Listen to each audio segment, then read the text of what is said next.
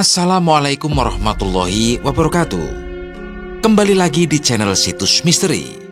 Untuk kisah kali ini, Bang Joy akan membawakan sebuah cerita yang diambil dari KBM. Dari tulisannya Vidi Muhammad, sebuah kisah yang berjudul Pocong Wedon. Dan sebelum kita lanjut ke ceritanya, tekan dulu tombol like video ini. Tekan juga tombol subscribe channel ini. Dan buat teman-teman yang ingin membaca langsung ceritanya, nanti silakan saja kunjungi linknya di deskripsi. Dan seperti apa untuk kisah kali ini? Langsung saja kita masuk ke ceritanya.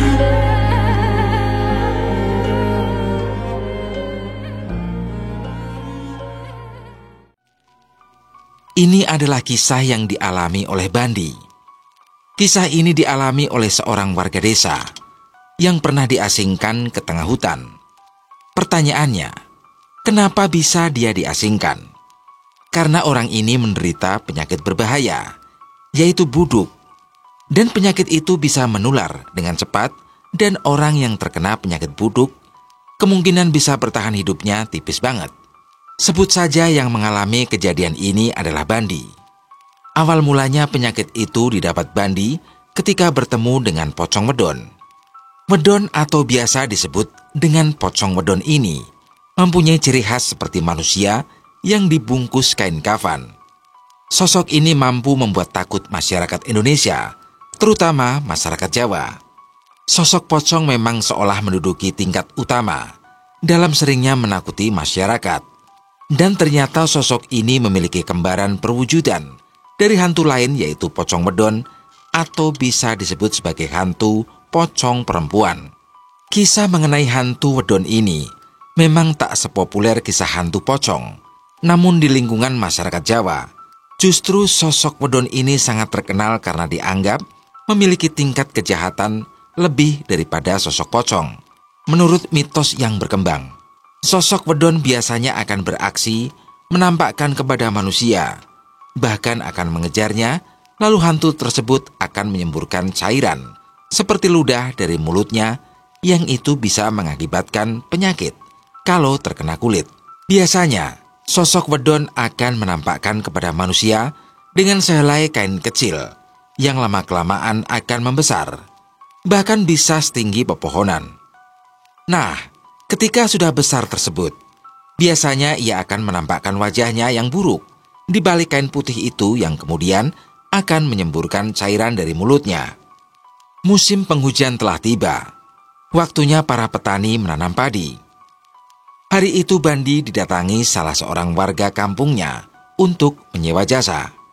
Jadi Bandi ini seorang buruh tani, dan dia biasa menyewakan jasa membajak sawah.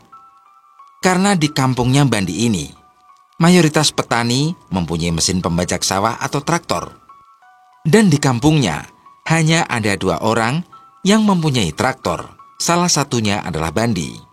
"Pak Bandi, lusa bisa nggak bajakin sawah saya?" ucap Bu Eni mendatangi rumah Bandi. "Bisa Bu Eni, tapi malam ya. Soalnya paginya saya mau membajak sawah punyanya Pak Tatang."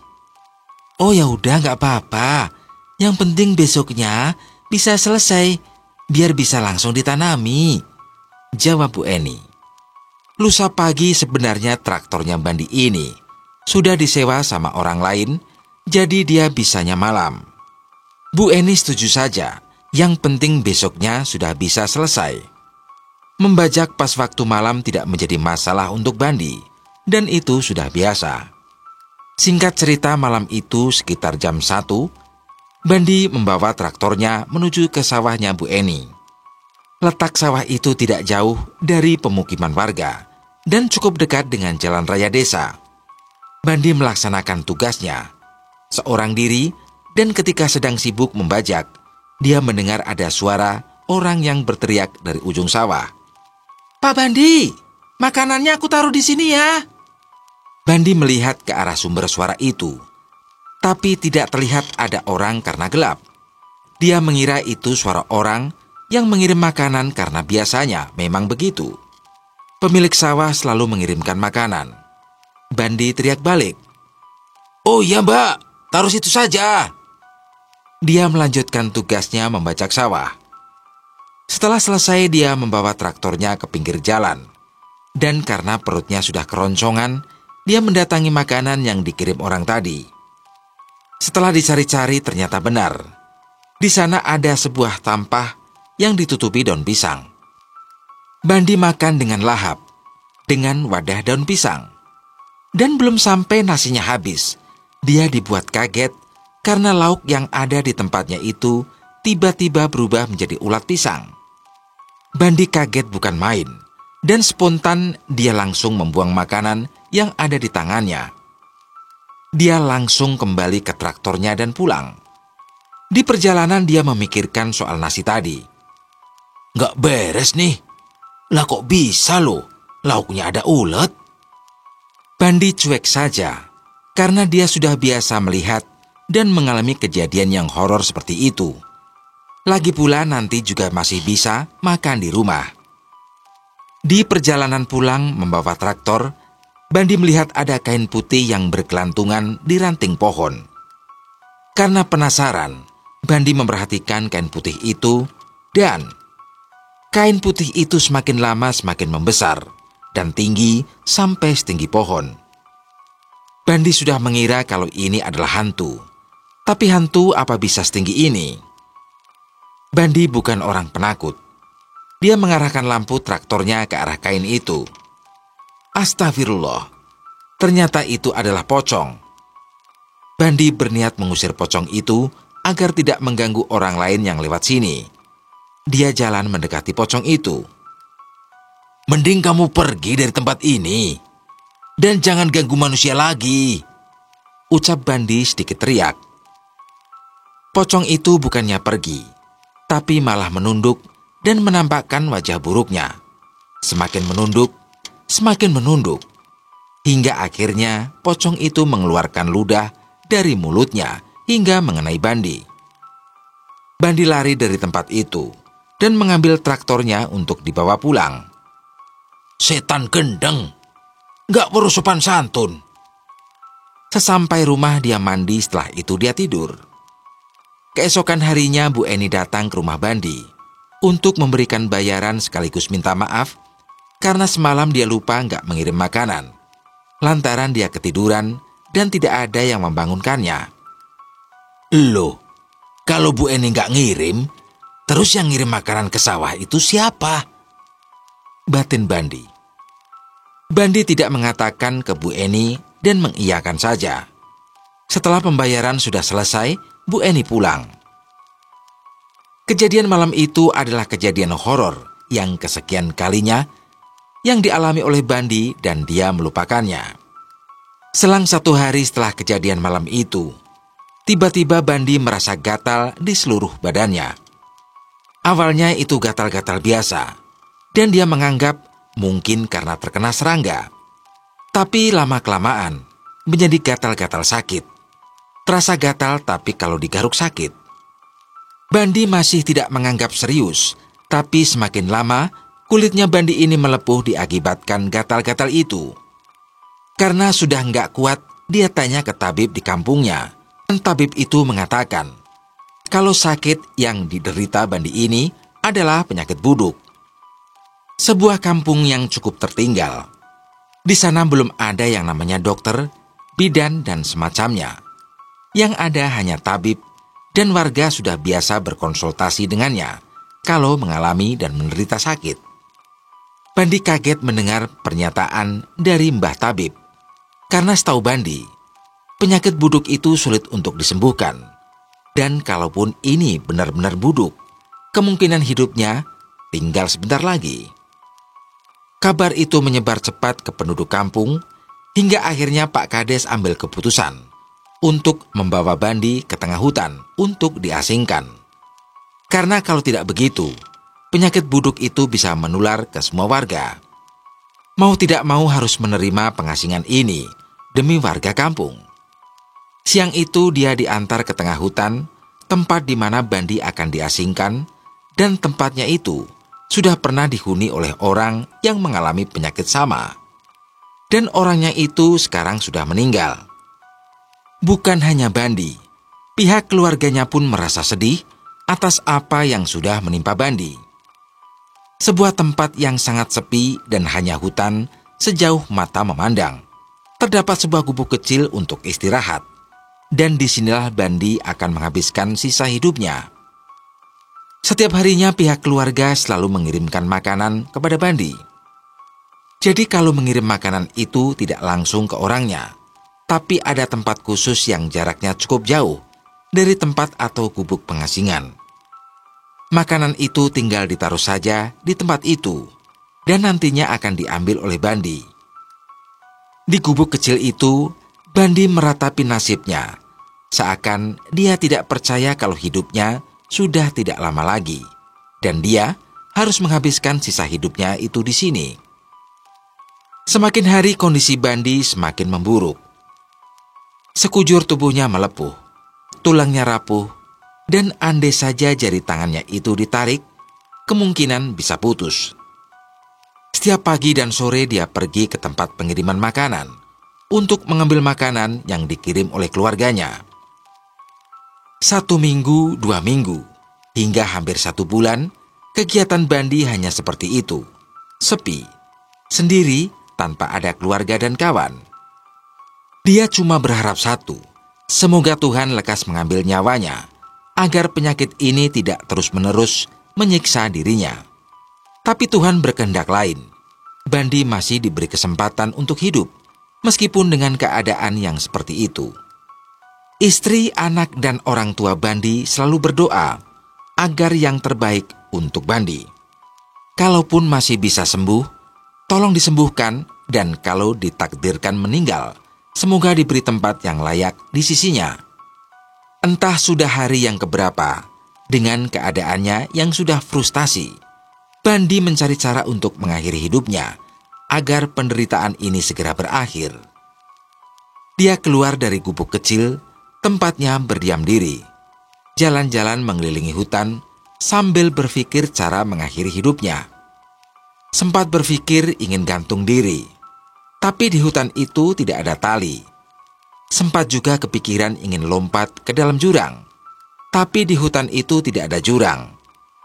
Ingin menghanyutkan dirinya ke sungai, tapi juga tidak ada sungai. Dia terus berjalan keliling hutan sambil memikirkan semua itu. Dan di tengah perjalanan, dia lelah dan ngantuk. Dia berniat akan kembali ke gubuk, tapi belum sampai di gubuk, penyakitnya kambuh. Badannya gatal-gatal dan nyeri. Dia melihat ada beberapa pohon pisang yang sejuk dan memutuskan untuk istirahat dulu.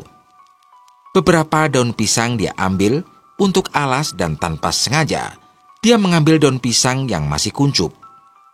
Tidurlah dia beralaskan daun pisang yang masih kuncup itu. Lalu sayup-sayup dia mendengar ada suara keramaian banyak orang. Dia bangun dan ternyata dia sedang berada di sebuah kampung. Bandi benar-benar kaget. Kok bisa di sini ada kampung? Dia bangun dan ingin lari, karena dia tidak ingin keberadaannya di sini ditakuti oleh warga, karena keadaannya yang seperti ini. Dia lari meninggalkan tempat tidurnya, dan tiba-tiba dia dihadang oleh 1 orang berkulit sawo matang. Pakaiannya rapi dan mengenakan udeng di kepalanya. Orang itu bertanya pada Bandi, "Lapo kowe mlayu? Apa sing diwedeni?" Bandi memalingkan badannya dari orang itu dan tidak berani melihat ke arahnya karena dia takut orang itu nanti akan lari jika melihat kondisinya seperti ini. Sambil membelakangi, dia menjawab, "Kula buduken, mangke wong-wong kae ketularan." Lalu orang itu berjalan mendekati Bandi dan memegang pundaknya sambil berkata, "Wis, rasa wedi. Penyakitmu iki ora bakal nular kanggo wong kene." Bandi kaget. Kok bisa penyakitnya ini tidak akan menular? "Wis, sing ayem. Ayo melu aku," lanjut orang itu. Bandi berjalan mengikuti orang itu menuju ke kampung tadi. Sesampai di sana orang-orang pada bersalaman dengan orang ini dan juga dengan Bandi. Semua orang yang ada di sini ternyata sangat ramah, dan tidak ada satupun dari mereka yang menjauhi Bandi seperti orang-orang di kampungnya. Bandi dan orang itu berjalan keliling kampung, dan di situ dia bertanya, Pak, niki kampung nopo nggih? Kok kulo tiring nate ngertos? Ora usah ngerti kita so apa. Sing pasti, wong kene beda banget karo wong kampungmu, lan aku dadi lurah kene. kalau dilihat-lihat memang benar beda. Bandi di kampungnya dijauhi, dikucilkan bahkan diasingkan. Sedangkan di sini, dia diperlakukan dengan ramah. Jadi kampung yang ditempati Bandi itu adalah kampung gaib yang dihuni bangsa jin, tapi saat itu Bandi belum sadar kalau dirinya ini sekarang berada di alam gaib. Di sisi lain pihak keluarga Bandi yang setiap harinya mengantarkan makanan merasa khawatir terhadap Bandi.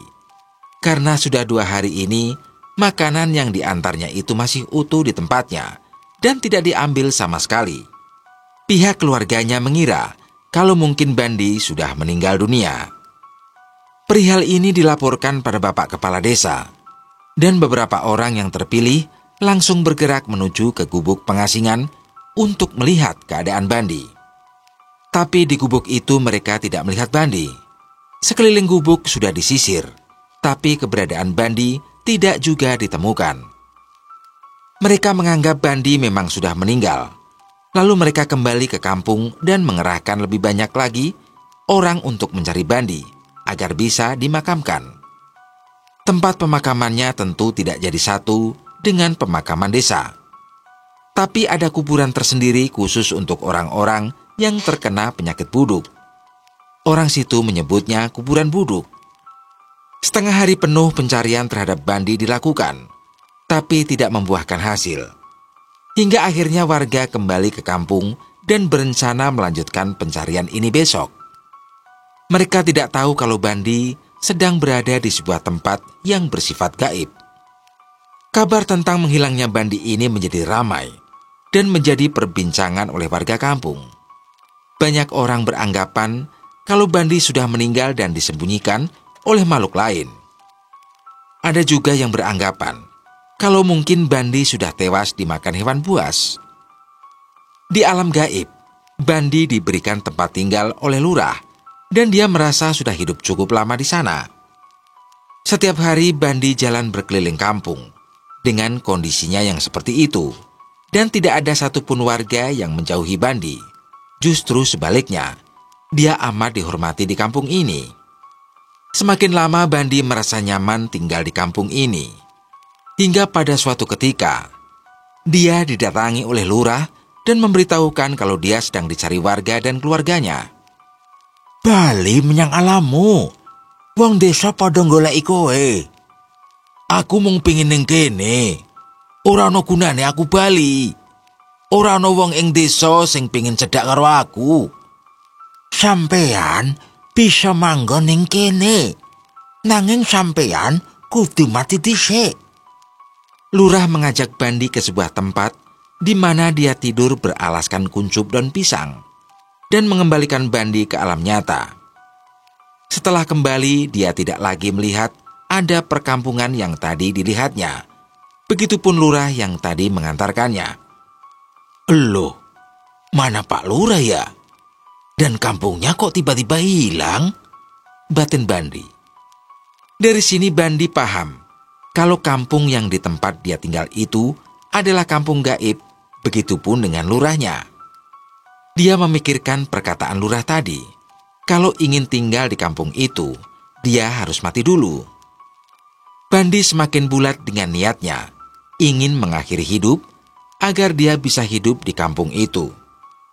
Dia tidak kembali ke gubuk pengasingan, melainkan mondar-mandir mencari cara untuk mengakhiri hidupnya.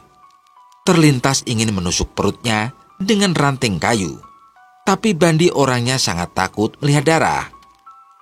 Dia berjalan tanpa tujuan hingga dia keluar dari hutan dan menjumpai ladang petani.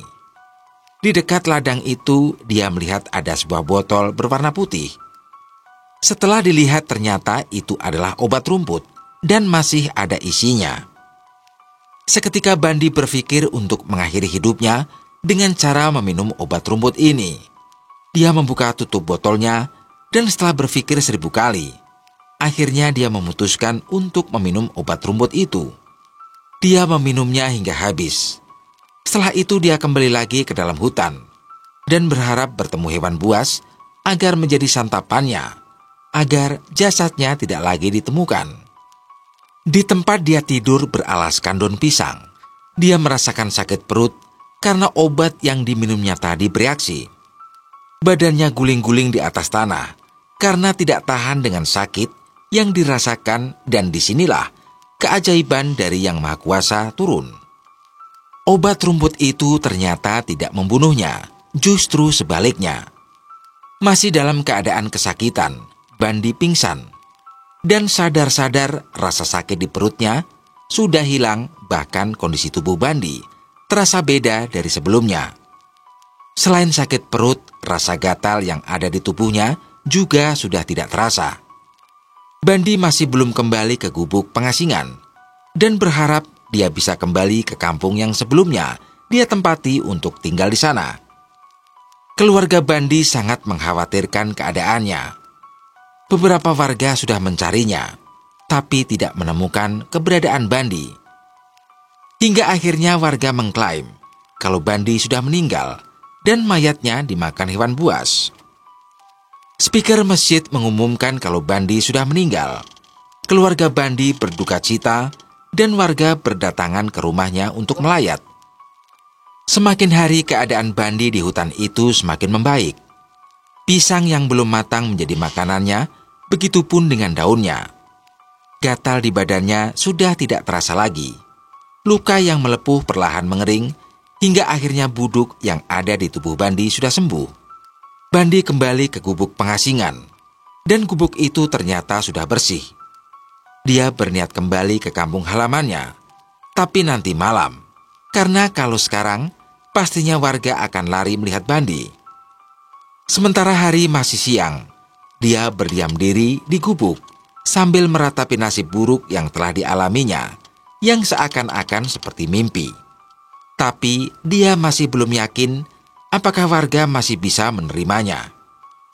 Meskipun begitu, dia sangat bersyukur karena sudah diberi kesembuhan. Pas tengah malam, dia jalan menuju ke kampungnya.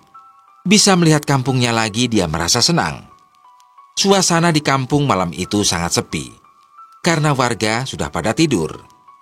Sesampai di kampung itu, dia tidak langsung pulang ke rumahnya, melainkan ke rumah tabib untuk mengatakan kalau dirinya telah sembuh. Assalamualaikum, De. Waalaikumsalam. Sinten nggih? Jawab tabib dari dalam rumah. Kulo, De. Tulung jenengan buka lawange. Mbah tabib seperti mengenal suara itu. Ini kayak suaranya Bandi. Batinnya. Beliau turun dari tempat tidur, kemudian membukakan pintu.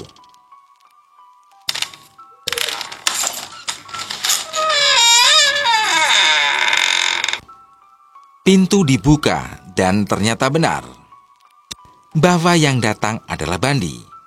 Mbah tabib kaget karena ternyata Bandi masih hidup setelah 5 hari yang lalu dinyatakan sudah meninggal dunia. Leh, kowe iki Bandi toh? Tanya Mbah tabib. Enje, De. Kulo Bandi. Kulo pun waras, De. Jawab Bandi. Mbah tabib masih belum percaya kalau yang berdiri di depannya itu adalah Bandi. Lalu dia mempersilahkan Bandi untuk masuk ke dalam. Dan malam itu Bandi menceritakan semua tentang apa yang dialaminya selama diasingkan ke hutan itu. Mbah tabib mengatakan kalau penyebab dari semua ini adalah wedon yang sudah meludahi Bandi. Dan menurut Mbah tabib, kampung yang dilihat Bandi itu adalah kampung gaib yang dihuni bangsa jin, dan yang mengajaknya itu memang lurahnya. Beliau juga pernah melihat keberadaan kampung itu ketika sedang mencari obat hutan. Setelah menjelaskan panjang lebar, Mbah tabib memberitahu Bandi bahwa dirinya sudah dinyatakan meninggal oleh orang kampung karena keberadaannya yang tidak ditemukan. Mbah Tabib kemudian memeriksa keadaan Bandi, dan subhanallah, Bandi memang sudah sembuh dari penyakit buduknya. Ini adalah keajaiban. Secara tidak langsung ternyata obat rumput itu mampu menyembuhkan Bandi. Malam itu Mbah Tabib meminta Bandi untuk tidur di rumahnya dulu dan tidak boleh pulang sampai beliau bisa memberitahu warga atas kesembuhannya. Keesokan harinya, Mbah Tabib memberitahukan hal ini pada Pak Kades, dan beliau memutuskan untuk membawa Bandi ke kota agar diperiksa secara medis. Pak Kades, Mbah Tabib, dan Bandi pergi ke kota secara diam-diam, dan pihak medis juga mengatakan kalau Bandi sudah benar-benar sembuh. Kembalilah mereka ke kampung dan Pak Kades memberi pengumuman pada warga bahwasanya Bandi masih hidup dan sudah sembuh atas penyakit buduknya. Mendengar kabar itu semua warga kaget, terutama pihak keluarganya. Bandi dipulangkan ke rumahnya dan akhirnya dia bisa berkumpul lagi dengan anak dan istrinya. Bandi merasa seperti baru bangun tidur dari mimpi buruknya. Dia kembali beraktivitas seperti dulu, ke ladang, bertani, dan membajak sawah. Meskipun dia sudah benar-benar sembuh, tapi bekas melepuh masih membekas di seluruh badannya, masih membekas dan tidak bisa hilang sampai sekarang, bahkan seumur hidup.